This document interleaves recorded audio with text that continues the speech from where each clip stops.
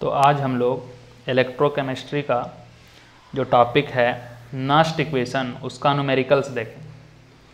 इससे पहले के टॉपिक में हम लोग नास्ट इक्वेशन के बारे में सीख चुके हैं। नास्ट इक्वेशन क्या होता है उसको हम लोग पढ़ चुके हैं। इसके आगे की वीडियो में हम लोग नास्ट इक्वेशन का डेरिवेशन भी सीखने वाले हैं, लेकिन आज हम लोग कुछ क्वेश्चन सीखेंगे कि हम लोग नास्ट इक्वेशन के ऊपर जो बेस क्वेश्चंस होते हैं उसको हम लोग कैसे करते हैं। तो आइए, यहाँ पे एक क्वेश्चन दिया गया है जिसको आप आसानी से देख पा रहे हैं। क्वेश्चन में पहला में कहता है, यहाँ पे क्वेश्चन को आपको हिंदी में भी लिख दिया गया है, इंग्लिश में भी लिख दिया गया है। इंग्लिश में पहले हम पढ़ते हैं क्वेश्चन को। लिखा गया है represent the cell in which the following reaction takes place.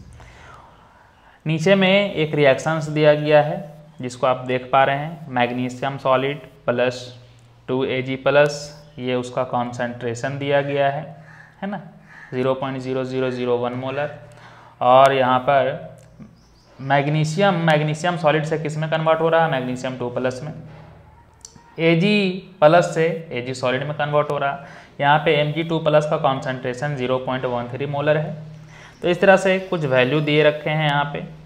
तो आपको रिप्रेजेंट करना है इसको सेल में, पहले रिप्रेजेंट करना है इस रिएक्शन को, सेल रिएक्शन को सेल में रिप्रेजेंट करना है।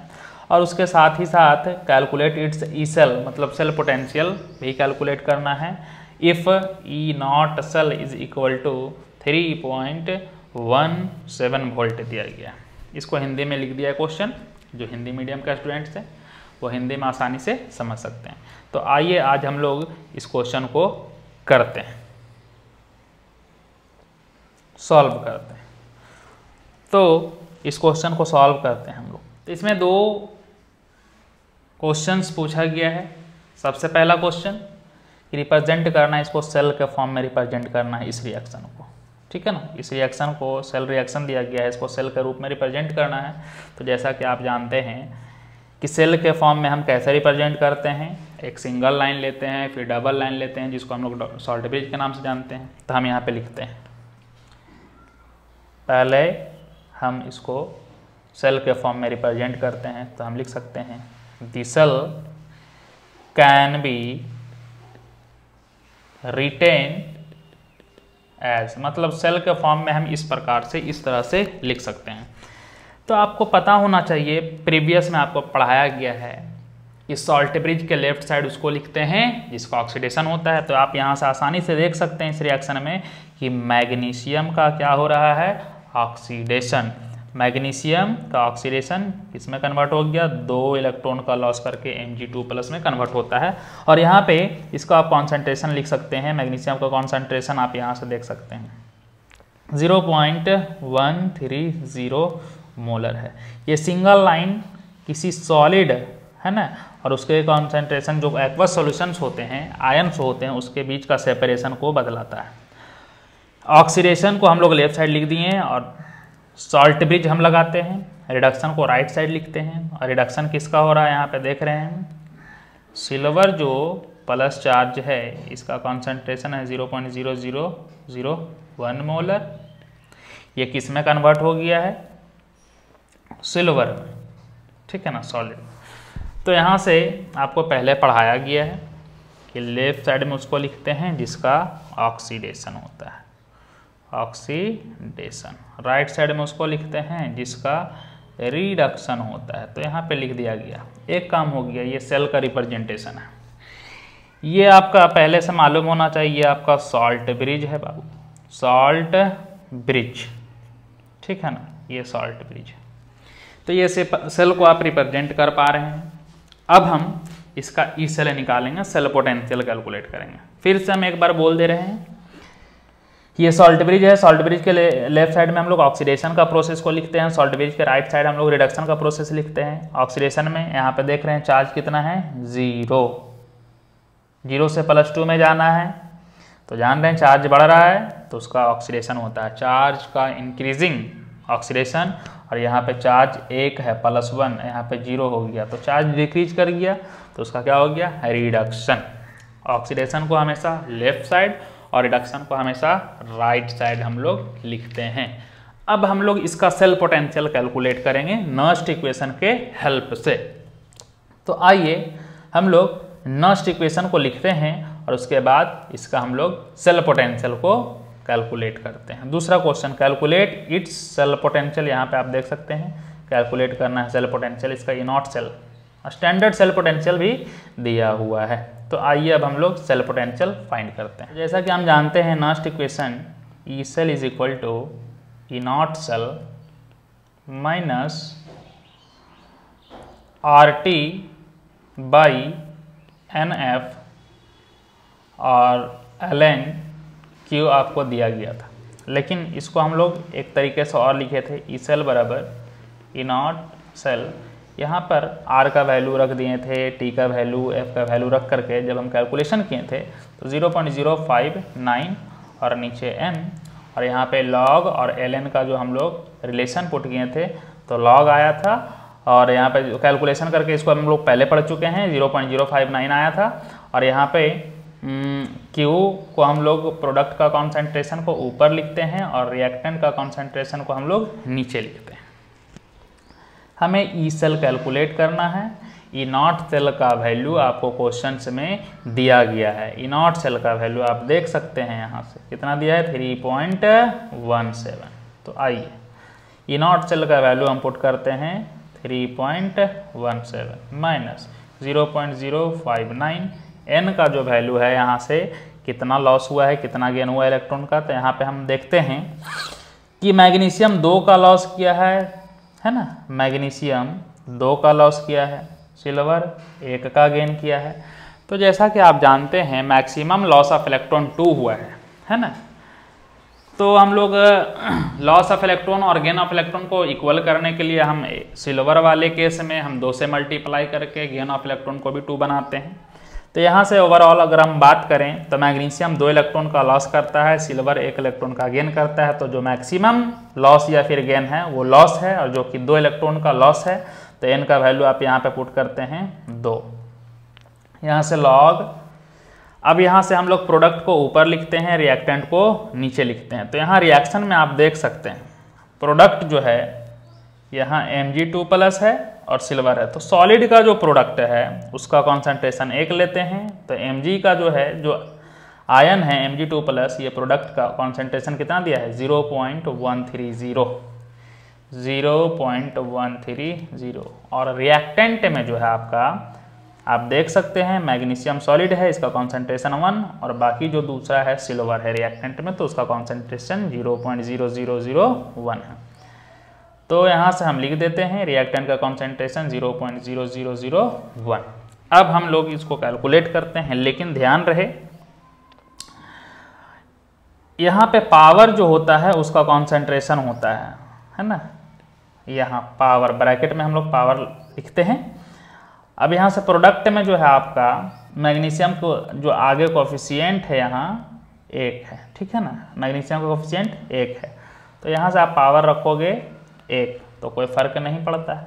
लेकिन यहाँ पर आप देख सकते हैं जो आपका रिएक्टेंट में सिल्वर है इसके आगे इसका कोफिशिएंट 2 है, इसलिए ये 2 जो आएगा इसका पावर में आएगा, ठीक है। अब हम लोग इसको आगे कैलकुलेट करते हैं। E cell is equal to 3.17 minus 0.059/2 log. जब आप इसको कैलकुलेट करते हैं तो देखिए 0.001 को 2 बार आपस में मल्टीप्लाई कर देंगे, मल्टीप्लाई करके लिख देते हैं। अब देखिए E cell is equal to 3.17 minus 0.059/2। इसको आप अगर कैलकुलेशन यहाँ से करते हैं तो लॉग, यहाँ से पॉइंट हटाएंगे नीचे 0 आएगा। इसको आप लोग अगर कैलकुलेट करते हैं तो 130 और गुना 10⁵ आएगा। इसको कैलकुलेशन आप आसानी से कर सकते हैं। चलिए आगे अब हम कैलकुलेशन करते हैं तो 3.17 माइनस 0.059/2 लॉग 13 इंटू इस 0 को हम पावर में ले आते हैं 10⁶। नेक्स्ट स्टेप में इसी इक्वेशन को हम इस फॉर्म में लिख सकते हैं। 0.059/2 log, जैसा कि आप जानते हैं m into n, log m into n का फॉर्मूला होता है log m और प्लस log n, ठीक है। m इंटू एन का फॉर्मूला होता है log m plus log n। अब इसको हम लोग अगले स्टेप में ऐसे लिख सकते हैं 0.059/2 log 13 हो गया, और log m to the power n जो होता है पावर को हम पहले लिखते हैं और log 10 को हम लोग लिख देते हैं।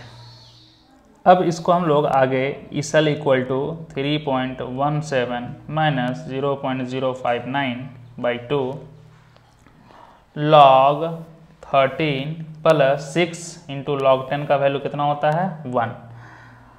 ईसल is equal to 3.17 minus 0.059/2 log 13 का वैल्यू 1.113 होता है।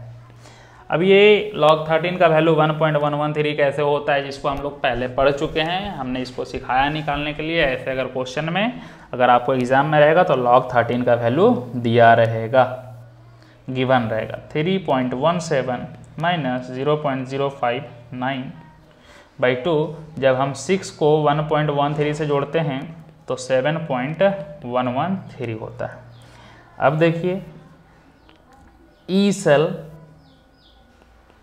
इज इक्वल टू 3.17 माइनस 0.059/2 है। तो जब आप डिवाइड करते हैं, या फिर चलिए हम पहले मल्टीप्लाई कर लेते हैं, है ना, इसको हम पहले ही क्या करते हैं मल्टीप्लाई।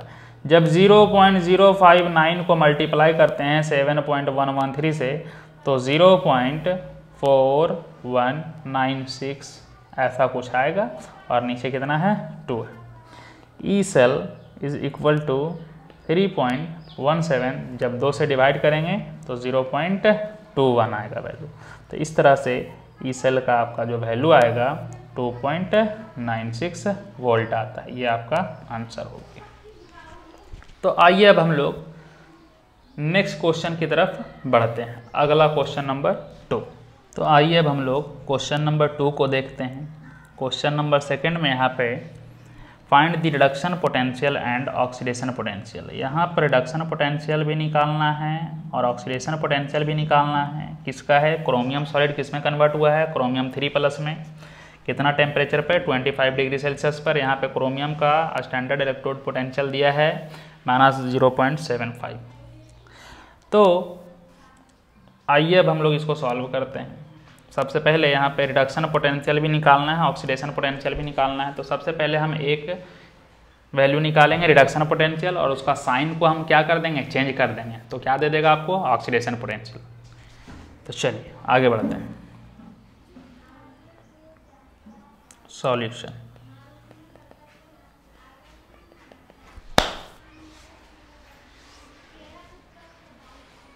जैसा कि आप जानते हैं ई सेल का फार्मूला होता है E naught cell minus 0.059/n, और लॉग प्रोडक्ट का कॉन्सेंट्रेशन को ऊपर लिखते हैं और रिएक्टेंट का कॉन्सेंट्रेशन को हम लोग नीचे लिखते हैं। अब यहाँ से ई सेल बराबर लिख सकते हैं आप, ई नॉट सेल का वैल्यू कितना दिया है -0.75। यहाँ से आप देख रहे हैं क्रोमियम 3+ से जब क्रोमियम 3+ से क्रोमियम में कन्वर्ट हो रहा है, तो यहाँ पे इसका रिडक्शन हो रहा है, ठीक है। तो यहाँ पे उसका स्टैंडर्ड रिडक्शन पोटेंशियल दिया है -0.75। इस वैल्यू को हमने पुट किया है -0.059। n में हम वैल्यू पुट करने वाले हैं, 3 इलेक्ट्रॉन का गेन हुआ है, तो n की जगह हम क्या पुट कर दिए 3। अब यहाँ पे लॉग, अब सवाल है कि प्रोडक्ट यहाँ पे कौन सा लिखेंगे हम लोग, रिएक्टेंट को क्या लिखेंगे। तो यहाँ से आप देखिए ज़रा, हम लोग यहाँ पे सबसे पहले क्रोमियम का जो वैल्यू पुट कर दिए हैं किसके टर्म में, रिडक्शन पोटेंशियल के टर्म में।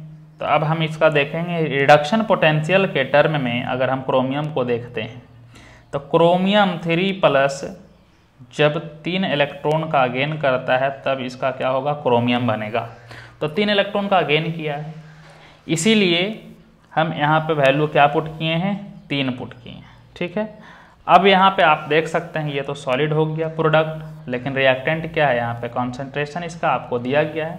तो प्रोडक्ट का कॉन्सेंट्रेशन आपको जो वैल्यू पुट करना है 1 लेना है, और रिएक्टेंट का जो कॉन्सेंट्रेशन है आपका क्रोमियम जो प्लस आयन है उसका कॉन्सेंट्रेशन 0.1 मोलर है। ठीक है, हम नीचे इरेज कर देते हैं। अब इसको आइए हम लोग आगे कैलकुलेट करते हैं।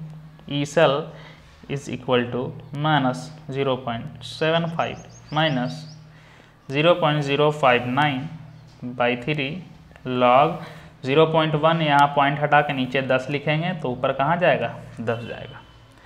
E cell is equal to -0.75 minus 0.059 by 3 log 10 का मान 1 होता है।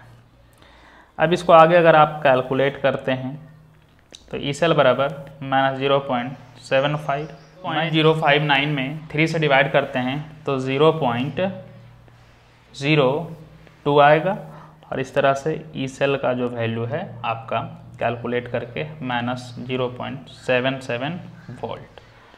ठीक है ना, ये आपका जो आया निकल करके ये रिडक्शन पोटेंशियल है, क्योंकि जो भी वैल्यू हमने पुट किया है रिडक्शन के टर्म में, रिडक्शन पोटेंशियल, जब रिडक्शन पोटेंशियल 0.77 है तो आप कह सकते हैं कि ऑक्सीडेशन पोटेंशियल जो होगा, ऑक्सीडेशन पोटेंशियल, इसका साइन को हम लोग क्या कर देंगे, चेंज कर देंगे, माइनस से है तो क्या हो जाएगा प्लस 0.77 वोल्ट। अब हम लोग इसको एक और मेथड से हम लोग देख सकते हैं। तो आइए अब हम लोग इसका सेकंड मेथड देखते हैं। ठीक है, सेकंड मेथड देखेंगे तो आपको थोड़ा जो भी डाउट है वह क्लियर हो जाएगा। जैसे ई सेल का हमने फॉर्मूला लिखा है, E naught cell minus 0.059 by n log product का कॉन्सेंट्रेशन, रिएक्टेंट का कॉन्सेंट्रेशन। ऊपर को तो हम लोग रिडक्शन पोटेंशियल निकाल रहे थे, अब हम सोच रहे हैं नीचे निकालते हैं ऑक्सीडेशन पोटेंशियल और उसका साइन चेंज कर देते हैं। तो ई नॉट सेल, अब हम लोग ऑक्सीडेशन पोटेंशियल निकालते हैं। तो ऑक्सीडेशन पोटेंशियल हम मान लिया जाए, क्रोमियम का ऑक्सीडेशन पोटेंशियल को लिखेंगे तो ऑक्सीडेशन के टर्म में लिखिएगा तो Cr3+ में कन्वर्ट होगा, minus 0.059 by n log product by log reactant. E cell is equal to, ये ई नॉट सेल का जो वैल्यू लिखना है आपको ऑक्सीडेशन के टर्म में, तो यहाँ पे देखिए ई नॉट सेल का जो वैल्यू दिया है ये रिडक्शन के टर्म में दिया है, तो ऑक्सीडेशन के टर्म में लिखिएगा, वहाँ माइनस में है तो क्या हो जाएगा प्लस 0.75 माइनस 0.059 बाई n।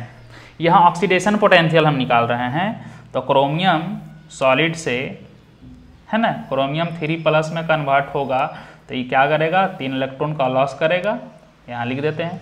तो यहाँ रिएक्टेंट और ये है प्रोडक्ट, प्रोडक्ट का कॉन्सेंट्रेशन कितना हो जाएगा प्लस में, जो क्रोमियम 3+, सॉलिड का कॉन्सेंट्रेशन 1 हो जाएगा, और क्रोमियम 3+ का कॉन्सेंट्रेशन आपको दिया रखा है, कितना दिया रखा है 0.1 मोलर, यहाँ पे आप देख सकते हैं। तो क्रोमियम का 0.1 मोलर 3+ आयन का। अब यहाँ से यहाँ पे हम n का वैल्यू भी पुट कर देते हैं, ठीक है ना, 0.1 मोलर है। अब यहाँ से हम लोग n का वैल्यू पुट कर लेते हैं, यहाँ पे n को इरेज कर देते हैं। n का जो वैल्यू है कितना है, 3 इलेक्ट्रॉन का लॉस हुआ है या फिर गेन हुआ है 3, लॉग प्रोडक्ट 3+ 0.1 मोलर और रिएक्टेंट 1। आइए इसको हम लोग इरेज कर लेते हैं। अब इसको चलिए हम लोग कैलकुलेट करते हैं, तो देखिए क्या आता है value, E cell is equal to plus 0.75 minus 0.059 by 3 log 0.1 को हम लोग कितना लिख सकते हैं, इसको हम लोग कैसे कैलकुलेट करेंगे। तो 0.1 अगर आप हटाते हैं तो यहाँ से 0.1 को हटा के नीचे कितना लिख सकते हैं 10। अब आगे देखिए 0.75 माइनस 0.059 9/3, 10 का पावर ऊपर ले जाएंगे कितना हो जाएगा -1। E cell is equal to 0.75 minus 0.059/3 log m⁴n, तो पावर को आगे लिखते हैं और फिर log 10 को हम लोग लिख देते हैं। E cell is equal to 0.75, ये -1 आगे मल्टीप्लाई होगा, माइनस माइनस क्या हो जाएगा प्लस, 0.059/3 log 10 का वैल्यू 1 होता है। E cell is equal to 0.75 plus, जब 3 से आप डिवाइड करते हैं 0.059 में तो 0.02 आता है। तो ई सेल जो आपका निकल के आ गया 0. जब आप इसको जोड़ देते हैं तो कितना आ जाएगा 0.77 वोल्ट। ये जो आपका वैल्यू निकल के आया ये है आपका ऑक्सीडेशन पोटेंशियल। ठीक है, ऑक्सीडेशन पोटेंशियल इससे पहले भी कौन सा वैल्यू आया था, पॉजिटिव वैल्यू ही आया था। तो अब अगर हम बोलें यहाँ से कि इसका रिडक्शन पोटेंशियल क्या होगा, तो इसका कौन सा वैल्यू लेना है, इसका जस्ट साइन को चेंज कर देना है। Reduction potential is equal to -0.77 volt. ठीक है, अब हम लोग एक क्वेश्चन और करने वाले हैं, क्वेश्चन नंबर 3। तो आइए अब हम लोग क्वेश्चन को लिखते हैं। क्वेश्चन में बोला गया है find the reduction potential and oxidation potential. ये क्वेश्चन जस्ट इससे प्रीवियस क्वेश्चन के सेम है, यहाँ पे सिर्फ वहाँ पे क्रोमियम एलिमेंट लिया गया था, यहाँ पे आयरन है। तो यहाँ पे आपको रिडक्शन पोटेंशियल निकालना है, तो आपको पहले हम बता चुके हैं कि कैसे निकालना है। तो हम लोग नस्ट इक्वेशन का इस्तेमाल करते हैं। तो नस्ट का समीकरण हम लोग आइए यहाँ पर लिखते हैं।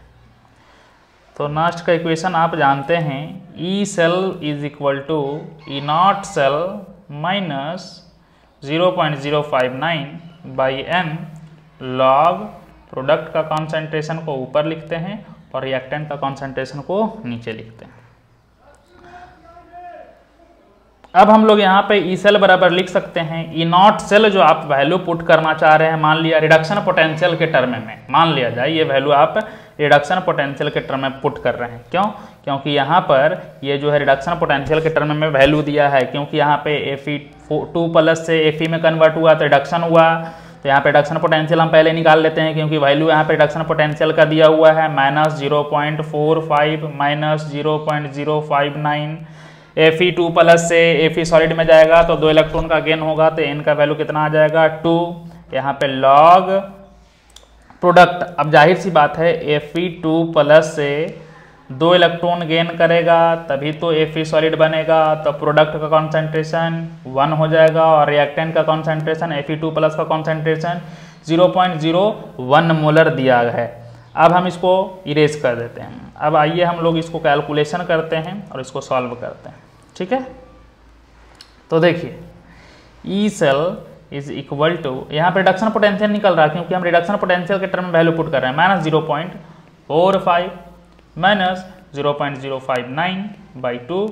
इसको हम लिख सकते हैं, यहाँ पॉइंट हटाएंगे नीचे कितना आएगा 2 0 और 100 कहाँ चला जाएगा ऊपर। E cell is equal to -0.45 minus 0.059/2 log 100 को हम 10⁻² लिख सकते हैं। अब आते हैं आगे कैलकुलेशन। 0.45 माइनस में है 0.059/2, जैसा कि आप जानते हैं log m⁴n, तो n को हम लोग आगे लिख देते हैं, 2 आगे आ जाएगा और log 10 लिख देते हैं। E cell is equal to -0.45 minus 0.059/2, 2 into log 10, 2 into log 10 का वैल्यू कितना होता है 1। E cell is equal to -0.45 minus 2 से 2 क्या हो जाएगा कैंसिल 0.059। अब दोनों का साइन निगेटिव है, यहाँ पर दोनों को जोड़ देंगे और साइन क्या लगा देंगे, निगेटिव का साइन लगा देंगे। तो यहाँ पे आप कैलकुलेशन करते हैं तो 0.509 आएगा। ठीक है, -0.509 वोल्ट। ये जो आ गया आपका रिडक्शन पोटेंशियल। ठीक है, अगर हम आपसे पूछेंगे कि ऑक्सीडेशन पोटेंशियल क्या होगा इसका, तो ऑक्सीडेशन पोटेंशियल में इसका साइन क्या कर दीजिएगा, निगेटिव साइन लगा दीजिएगा। ऑक्सीडेशन पोटेंशियल में निगेटिव साइन लगा देना। Oxidation potential is equal to, minus कर देंगे इसको फिर से मल्टीप्लाई, तो प्लस में हो जाएगा, प्लस 0.509 वोल्ट। चलिए अब हम लोग एक और लास्ट क्वेश्चन, नेक्स्ट क्वेश्चन करते हैं। Find the standard electrode potential. Standard electrode potential दिया है, निकालना है। सेल का यहाँ पर रिप्रेजेंटेशन किया गया है। तो जैसा कि आप जानते हैं नॉस्ट इक्वेशन का हम इस्तेमाल तब करते हैं जब यहाँ पे कॉन्सेंट्रेशन दिया रहता है, लेकिन यहाँ पे कॉन्सेंट्रेशन नहीं दिया है। तो आप पहले से सिंपल फार्मूला जानते हैं, E cell is equal to E R minus E L. तो आप सिंपल फार्मूला जानते हैं, ई नॉट सेल बराबर ई आर माइनस ई एल होता है। सेल पोटेंशियल राइट साइड का और सेल पोटेंशियल लेफ्ट साइड का। राइट साइड में हम लोग कैथोड को लगाते हैं, लेफ्ट साइड में हम लोग एनोड को लगाते हैं।